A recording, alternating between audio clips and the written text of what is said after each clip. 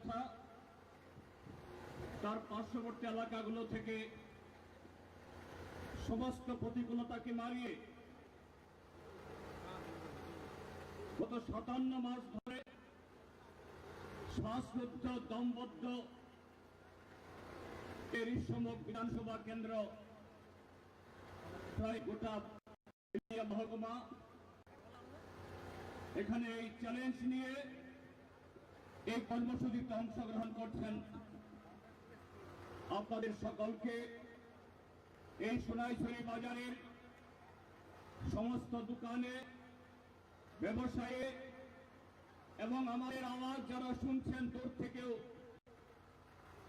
এলাকার সমস্ত সুখী নাগরিকদের আমি আমাদের পার্টির তরফ থেকে, আমার নিজের তরফ থেকে অভিনন্দন, শুভেচ্ছা, খুলুমখা এবং লাল সালাম জ্ঞাপন করছি। বন্ধুরা, সারা ত্রিপুরাজ্যের 40 লক্ষ মানুষ গত 57 মাস ধরে এই ত্রিপুরাজ্যের মধ্যে যে কুশাসন চলছে, গণতন্ত্রের উপরে বলাৎকার চলছে, সাংবিধানিক অধিকার কেড়ে নেওয়া হয়েছে, তা থেকে মুক্তি পাওয়ার জন্য আজকে মরিয়া। এবং সেই পরিস্থিতিতে আপনারা এই বিলোনিয়া মহকুমাতেও আজকে এই সোনাইছড়ি বাজারে মিলিত হয়েছেন। সেই চ্যালেঞ্জকে গ্রহণ করে ত্রিপুরাজ্যে আইনের শাসন প্রতিষ্ঠা করতে হবে, গণতন্ত্রের সূর্যোদয় সেখানে ঘটাতে হবে। এই দুঃশাসনেরা তারা গত 56-57 মাস মানুষকে ঠকিয়ে বিভ্রান্ত করে সে 2018 ইংরেজিতে ক্ষমতা হাসিল করতে পেরেছে। আগামী দিন সেই ক্ষমতা তারা ধরে রাখতে পারবে না। বন্ধুগণ, তার নমুনা দেখছেন। জাহাজ যখন ফুটো হয়, নৌকা যখন ফুটো হয়, মাঝি মাল্লা সেই নৌকায় যারা সওয়ার তারা জানার আগে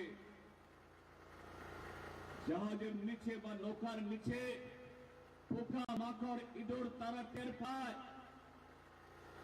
এবং এই যখন থেকে এই শঙ্কা যখন যায়, সে বার্তা যখন পায়, নৌকার মালিক বা যারা মাঝি তারা শেষ চেষ্টা করে সওয়ার এদেরকে বিভ্রান্ত করে কিভাবে এদেরকে কোন রকম ভুলিয়ে রাখা যায় কিনা, পতন থেকে কোন রকমের রক্ষা করা যায় কিনা, এবং তাদের যে ভুল হয়েছে সে ভুল থেকে তাদেরকে সরিয়ে রাখা যায় কিনা। আজকে লক্ষ্য করছেন ত্রিপুরাজ্যের শাসক দল ভারতীয় জনতা পার্টি এবং দিল্লি থেকে আসা তাদের মুরব্বীরা ত্রিপুরাজ্যের ঘরে ঘরে যাচ্ছেন একটা ডকুমেন্ট নিয়ে। কি বলছে? গত 57 মাসের রিপোর্ট কার্ড। ত্রিপুরাজ্যের 60টি বিধানসভা কেন্দ্রে আলাদা আলাদা করে আপনাদের এই ঋষ্যমুখ বিধানসভা কেন্দ্র সহ এরা 11-12টি বিভিন্ন খাতে কি খরচ করেছেন বলে কিছু অসত্য মনগড়া বিভ্রান্তিকর তথ্য দিয়ে মানুষকে জোর করে সেটা বলাতে তারা চেষ্টা করছে। আমি বলতে চাই, এই ঋষ্যমুখ বিধানসভা কেন্দ্রের এখানকার সুধী নাগরিকদের, এখানকার যারা ভোটারদের, আপনারা প্রত্যেকেই ভারতীয় জনতা পার্টির লোকেরা এই যে রিপোর্ট কার্ড তারা বিলি করছেন, এগুলো রাখুন, এগুলো হাতে নিন। তাদের পৃষ্ঠা প্রমুখ, তাদের যারা মোর্চার নেতারা, মন্ডলের নেতারা, তাদের মাতব্বররা, তাদেরকে ডাকুন, এদেরকে জিজ্ঞাসা করুন 2018 ইংরেজিতে তোমরা যে তালিকা, তোমরা যে খতিয়ান বিলি করেছিলে, তোমরা যে বই বিলি করেছিলে, তার নাম তো ভিশন ডকুমেন্ট। সেই ভিশন ডকুমেন্টে তোমরা যে প্রতিশ্রুতিগুলো দিয়েছিলে, প্রথম বছরে 50,000 চাকুরি, যদি তাই হয় ত্রিপুরাজ্যের প্রত্যেকটা বিধানসভা কেন্দ্রে 833 জন যুবক যুবতীর গড়ে চাকরির অফার আসবে। আরো বলা হয়েছিল সে ভিশন ডকুমেন্টে পরবর্তী 4 বছরে আরো 6.5 লাখ চাকরি হবে। তাহলে প্রত্যেক বিধানসভা কেন্দ্রে 11,666 জন করে সেখানকার যুবক যুবতী চাকরি পেয়েছে। বিশ্বমুখ মহকুমার কোন 11,666 জন চাকরি পেয়েছে তার নাম প্রকাশ করতে তাদেরকে বলবে। তারা কি বলেছিল? এই সরকার আসলে প্রথম মন্ত্রিসভায় প্রথম বৈঠক থেকেই এই ত্রিপুরাজ্যে 4,33,000 মানুষ, শুধু যারা 60 বছরের বিদ্যা না, নানাভাবে অর্থনৈতিক থেকে যারা দরিদ্র গরিব তাদেরকে 2,000 টাকা করে ভাতা দেওয়া হবে। গত 57 মাসে 2,000 টাকা করে যদি ভাতা প্রদান করা হয়, একজন ভাতা প্রাপকের কাছে একটা পরিবারে কোথাও 2 জন 3 জন করে ভাতা পান, তাদের ঘরে কত লক্ষ টাকা আসার কথা। আজকে 57 মাস শেষে এই সরকারের মন্ত্রী বা এই সরকারের যারা প্রবক্তারা বলছেন ত্রিপুরাজ্যে নাকি এখন ভাতা পাচ্ছে মাত্র 3,30,000। 1,03,000 যারা তোমরা ক্ষমতায় আসার আগে যারা ভাতা পেতেন তারা কোথায় গেল? এই সেদিন তোমরা 2,000 টাকা করে ভাতা ঘোষণা করলে, আপনাদের গ্রামে মিলিয়ে দেখুন কজন সে ভাতা পাচ্ছে, কার বাড়িতে কার অ্যাকাউন্টে সে ভাতা ঢুকেছে। শুধু মিথ্যা মিথ্যা মিথ্যা মিথ্যা ছাড়া কিছু নেই। কি বলা হয়েছিল ত্রিপুরাজ্যের যুবকদেরকে? বামপন্থী ফ্রন্ট সরকারের সময়তে যারা বিভিন্ন প্রকল্পে চাকরি করতেন, সর্বশিক্ষা অভিযান, রাষ্ট্রীয় স্বাস্থ্য মিশন, সাইকা মিশন, ইন্দ্রজয়ন প্রজেক্ট এবং বিভিন্ন স্কিমে mid day meal scheme, anganwadi scheme, ত্রিপুরাজ্যে নাই করে প্রায় 20 থেকে 25,000 যুবক যুবতী এই ত্রিপুরাজ্যের সন্তান সন্ততি, এদেরকে বলা হয়েছিল ভিশন ডকুমেন্টে লিখিতভাবে ভারতীয় জনতা পার্টির শাসনকালে চুক্তিবদ্ধ কন্ট্রাক্ট, এসব শব্দ থাকবে না। প্রথম মন্ত্রিসভা থেকে এদেরকে নিয়মিত করা হবে, রেগুলার করা হবে, তারা পেনশন পাবেন। ঘরে 60 বছর আগে যদি কেউ মারা যায় চাকরি পাবেন। বিশ্বমুখ ব্লক এলাকাতেও এখানে নাই করে এই সমস্ত স্কিমে অন্তত পক্ষে 1000 খানেক যুবক যুবতী আছে। তাদের কথা বিশ্বাস করে এই সর্বশিক্ষা অভিযান বা রেগা বা বিভিন্ন স্কিমে যারা চাকরি করেন তাদের কেউ কেউ হয়তো ভোট দিয়েছেন, ঠিক আছে বাবা, বামপন্থী ফ্রন্ট সরকার আমাদের এই কাজ দিলেও যেহেতু ভারতবর্ষের প্রধানমন্ত্রী মাটিতে দাঁড়িয়ে এই প্রতিশ্রুতি দিয়ে গেছেন আমাদের রেগুলার ভাবে এখন 10 দিন 20 দিন অনেক হবে। কজনের হয়েছে? হয়েছে বরঞ্চ অনেককে তারা ছাঁটাই করে দিয়েছে।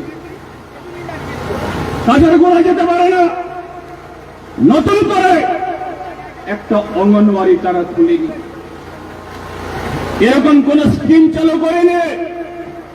আর যারা এখনো টিকে আছে গত 57 মাসে তাদের বেতনে 57 পয়সা তারা বৃদ্ধি করেনি। এ রাজ্যের শিক্ষক কর্মকে পুলিশ পিএসআর এ রাজ্যের সন্তান সম্পত্তি তাদেরকে বলা হয়েছিল প্রথম মন্ত্রিসভা থেকেই তাদের বেতন দ্বিগুণ হবে, কেন্দ্রীয় বেতনের হারে তারা পাবেন। শুধু তাই না, আরো 4 বছর আগে থেকে সে বর্ধিত বেতন তারা পাবেন। 10 থেকে 20 লাখ টাকা করে তারা এরিয়ার পাবেন। আমাদের গড়ের সন্তান সন্ততি শিক্ষক কর্মচারী পুলিশ পিএসআর এদেরকে জিজ্ঞেস করুন, ন্যূনতম যে মহার্ঘ ভাতা দিয়ে পায় 6 মাস অন্তর একটি করে, গত 57 মাসে এদের প্রায় 33-34টা পাওয়ার কথা, তার অর্ধেক দেওয়া হয়নি। এইভাবে তাদের সেই তথাকথিত সপ্তম বেতন কমিশন তো ওঠে না, দূরস্থ মরীচিকা হয়ে আছে। আর মহার্ঘ ভাতা দিয়ে এগুলো দেওয়া হচ্ছে। বলা হয়েছিল এই ত্রিপুরাজ্যকে ফিরায় মরিয়ে দেওয়া হবে, রাস্তাঘাট, পানীয় জল, বিদ্যুৎ, সেচ, প্রত্যেক বিধানসভা কেন্দ্রে একটি করে কলেজ, প্রত্যেক জেলাতে শিল্প কাঠামো বাড়িয়ে দেওয়া হবে।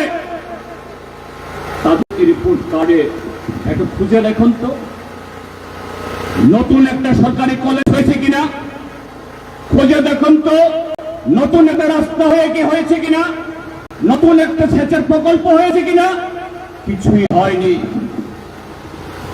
ত্রিপুরাজ্যের গ্রামে গঞ্জে শহরে রাস্তাঘাট, পানীয় জল, বিদ্যুৎ, সেচ সব মধ্যমরে পড়ে আছে।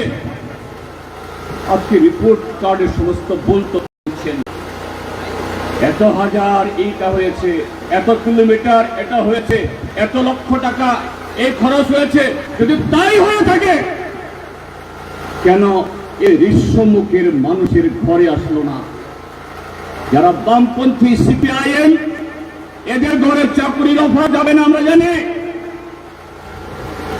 ব্যক্তিগতভাবে তাদের বেনিফিট হবে না আমরা জানি, কিন্তু যাদের দারিদ্র, যাদের বেকারত্ব, যাদের অর্থনৈতিক অসুবিধার কারণে যাদেরকে পুঁজি করে এই বাইক বাহিনীতে পরিণত করিয়েছে। সিপিএম এর অফিসে আগুন লাগাও, মিছিল আক্রমণ করো, দোকান লুটপাট করো, মিটিং মিছিল করতে দিও না, নির্বাচনে তাদের ভোট দিতে বারণ করো, রক্তাক্ত করো।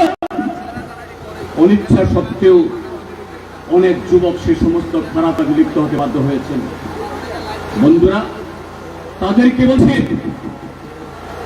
ভারতীয় জনতা পার্টিকে তাদের নেতৃত্বের এই সমস্ত ভাষণ শুনে একটা চাকরির আশায়, একটা জীবিকার আশায়, একটা স্বার্থের আশায় যারা বন্দর মাথা ফাটিয়েছেন, বাড়ি জ্বালিয়েছেন, আক্রমণ করেছেন, গত 57 মাস ধরে বিভীষিকা করে গেছেন, 57 মাস শেষে আপনাদের খোঁজ খবর তারা নেই কিনা? হ্যাঁ, হয়তো কোনো অনুষ্ঠানে বা কোথাও কিছু মদ মাংস সুযোগ পেয়েছেন, কিছু নগদ টাকা পেয়েছেন, এ সমস্ত খারাপ কাজে লিপ্ত করানোর জন্য কিছু আদর যত্ন পেয়েছেন। কিন্তু কাল পরশু ভোট হলে যখন এই ত্রিপুরাজ্য থেকে এই বিজেপি বিদায় হবে, এই নেতারা খুঁজে নেবে আপনার সংসারের খবর, হাড়ির খবর থাকবে। গত 57 মাস ধরে যে পাপ করছে, এই পাপের প্রায়শ্চিত্ত তো তারা দেবে না, এই পাপের প্রায়শ্চিত্ত আপনাকে করতে হবে। ভারতীয় জনতা পার্টির নেতৃত্ব ত্রিপুরাজ্যের মধ্যে সেই বিতাড়িত, যাকে পদস্খলন করা হয়েছে, ওই বিপ্লব দেব সহ আজকে তিনি ওই 56 বোর্ডের মুখ্যমন্ত্রী হয়েছেন, বা 56 এমপিরা যারা হয়েছেন, তারা আলবৎ জানেন, তারা দিন ভাঙছেন, এদের দিন ফুরিয়ে এসেছে, তারা আল্লাহ জানেন। এই কারণে ওই কোন অপরাধ করলে পরে চূড়ান্ত শাস্তি যদি কাউকে দেওয়া হয় প্রকৃতিকে, অর্থাৎ ফাঁসিতে মৃত্যুদণ্ডাজ্ঞাপ্রাপ্ত কোন আসামি নিশ্চিতভাবে যখন তার মৃত্যুর দিন ফাঁসির দিন ঘোষণা হয়ে যায়, বিচারকরা বা কাউকে দিয়ে তাকে প্রশ্ন করা হয়, আপনার শেষ ইচ্ছা কি, কি খেতে ভালোবাসেন, কার সাথে কথা বলতে চাইবেন, আপনি কোন ধর্ম মানেন, আপনি প্রেয়ার করবেন না প্রার্থনা করবেন না নামাজ করবেন, জিজ্ঞেস করা হয়। আজকে ত্রিপুরাচ্ছের এই ভারতীয় জনতা পার্টিরও যেন এরকম মৃত্যুদণ্ডাজ্ঞাপ্রাপ্ত অবশ্যম্ভাবী আগামী বিধানসভা নির্বাচনে তাদের বরাবরই হবে, তাদের বিদায় হবে। কাজেই ওই মৃত্যুদণ্ডাজ্ঞাপ্রাপ্ত কয়েদির মতো না হলেও শেষ সময়ে এই ত্রিপুরাজ্যকে আরো কত লুট করা যায়, এই ত্রিপুরাজ্য থেকে কত চিন্তাই করা যায়, এই ত্রিপুরাজ্যকে আরো কিভাবে শেষ করা যায়। গত 57 মাস ধরে রাস্তা লুটপাট করেছে, কালভার্ট লুটপাট করেছে, গরিব মানুষের জন্য মঞ্জুরিকৃত ওই যে ল্যাট্রিন লুটপাট করেছে, গরিবদের নানা প্রকল্প লুটপাট করেছে, রেগার কাজ করতে দেয়নি। এই রিপোর্ট কার্ড যদি আপনারা মিলিয়ে দেখেন সেই তথ্য পাবেন। কাজে এই লুটপাট করতে করতে এই যে অভ্যাস, সকাল বেলা ওই চলে নামে ত্রিপুরাচ্ছের যিনি এখন উপমুখ্যমন্ত্রী জিষ্ণু কুমার দেববর্মা, তার অঙ্গুলি হেলনে তার সমস্ত গোপন পরামর্শে গত পরশুদিন চলিলাম বাজারে এরকম জাতীয় সড়কের উপরে যখন আমাদের পার্টির কর্মসূচি হচ্ছিল, পুলিশের অনুমতি নিয়ে তার নির্দেশে এই কর্মসূচির উপর আক্রমণ হয়েছে। আমাদের একজন কর্মী 75 বছরের একজন কৃষক শহীদ মিয়াকে খুন করেছে। এই খুন লুকাবে কোথায়, এই অপরাধ লুকাবে কোথায়? কালকে এরকম মুশকিলেও সমস্ত পুলিশকে আমরা দোষারোপ করি না, সব পুলিশ খারাপ না, তাদের মধ্যেও এরকম দলদাস কয়েকজন যাদের জন্য আজকে ত্রিপুরাজ্যের সরকার, ত্রিপুরাজ্যের বদনাম হচ্ছে সারা ভারতবর্ষে, এদেরকে দিয়ে লাশ লুটপাট করিয়েছে, রাস্তা লুটপাট, স্কুল লুটপাট, চাকরি লুটপাট, শেষ পর্যন্ত ওরা লাশ লুটপাট করছে। কিভাবে কি পার পাবে? পার পাবে না, পার পাবে না। ত্রিপুরাজ্যের মানুষ তৈরি হচ্ছে, সমস্ত গণতান্ত্রিক ধর্মনিরপেক্ষ শক্তি ঐক্যবদ্ধ হতে আওয়াজ তুলছে, বিজেপিকে হটাতে হবে। এই ভারতীয় জনতা পার্টি পুরো মুখে বলছে রাষ্ট্রবাদ, ভারত মাতা কি জয়। রাষ্ট্র মানে কি? রাষ্ট্র মানে হলো এদেশের হিন্দু, মুসলমান, শিখ, খ্রিস্টান, বুদ্ধ, সংখ্যাগরিষ্ঠ, সংখ্যালঘিষ্ঠ সমস্ত অংশের মানুষ। রাষ্ট্র মানে হলো এদেশের ধনী, গরিব, মধ্যবিত্ত সমস্ত অংশের মানুষ। রাষ্ট্র হলো এদেশের শিশু, আবাল, বনিতা, বৃদ্ধ সবাই, সমস্ত অংশের মানুষের জন্য সেরকম কল্যাণকর কর্মসূচি গ্রহণ করা। এরকম কোন কর্মসূচি আছে গত 57 মাসে? নেই। ভীষণ ডকুমেন্টে এত কথা বলেছে, এগুলি তারা উচ্চারণ করে না। গত 57 মাসে বেশ কয়েকবার ভারতের প্রধানমন্ত্রী নরেন্দ্র মোদী যাকে দিয়ে এই সমস্ত মিথ্যা গিলিয়েছে এসছেন, তিনি উচ্চারণ করেন না, অমিত শাহ উচ্চারণ করেন না। তো সেই জায়গায় ডাক্তার মানিক সাহা বা বিপ্লব দেবরা কি বলবে? কাজেই এদের একটাই রাস্তা, মিথ্যার উপরে মিথ্যা, আরো মিথ্যা। জুমলা সেই ভীষণ ডকুমেন্টও মিথ্যা, আজকের রিপোর্ট কার্ডও মিথ্যা। দুঃশাসনের জায়গাতে সুশাসন যদি বলার চেষ্টা করো, এই ত্রিপুরাজ্যের মানুষ বুঝছে কুশাসন ছাড়া তাদের অধিকার কিছু হতে পারে না। কাজে আগামী দিন এই সন্ত্রাসের উপর ভর করে, মিথ্যার উপর ভর করে আবার একটি ত্রিপুরাজ্যের মসনদকে দখল করা যায় কিনা তার চেষ্টা তারা করবে। বন্ধুরা, আপনি লক্ষ্য করছেন আমরা একা নই। গত 30 তারিখেও চলে নামিও আমাদের লোক 57 মাস শেষে এত আক্রমণের মধ্যেও গ্রামে কাজ নেই, পানীয় জল নেই, বিদ্যুতের খুঁটি ভেঙে পড়লে পরে মেরামত হয় না, কথা শোনার কেউ নেই। পুলিশের পারমিশন নিয়ে, বিডিওর অনুমতি নিয়ে দিন তারিখ করে শান্তিপূর্ণভাবে তারা গেছেন করে নামে। দুপুর 1টা নাগাদ ডেপুটেশন সংগঠিত করবেন বাজারের পাশে, কিন্তু শাসক দল কোন অনুমতি নেই। তারা আগে থেকে এই সমস্ত বিশাল ঘর থেকে সমাজদ্রোহীদেরকে জড়ো করে আমাদের মিছিল শুরু হওয়ার আগেই আক্রমণ সংগঠিত করে দিল। কে খুন হলেন? শহীদ মিয়া, 75 বছরের বৃদ্ধ, 3 ছেলে 3 মেয়ের বাবা। তিনি একটা 75 বছরের বৃদ্ধ, সেখানে কোন ধরনের গোলযোগ করতে যাবেন? কেউ বিশ্বাস করবেন? এবং সে ঘটনার পর শহীদ মিয়াকে যখন ডিবি হাসপাতাল নেওয়া হলো, তখনও তার বাইরে সেই কেন্দ্রের বিধায়ক উপমুখ্যমন্ত্রী বিষ্ণু কুমার দেববর্মা আন্তর্জাতিক মেলা কেন্দ্রে একটা অনুষ্ঠান থেকে বেরিয়ে বলছেন সমাজ বিরোধী, 75 বছরের বৃদ্ধ সমাজ বিরোধী। আর যে সমস্ত ছেলেরা ওই বোতল, বোমা, লাঠি, সুটা, রড নিয়ে গেছে, এরা সোনার টুকরো ছেলে। এই হলো উপমুখ্যমন্ত্রী, মুখ্যমন্ত্রী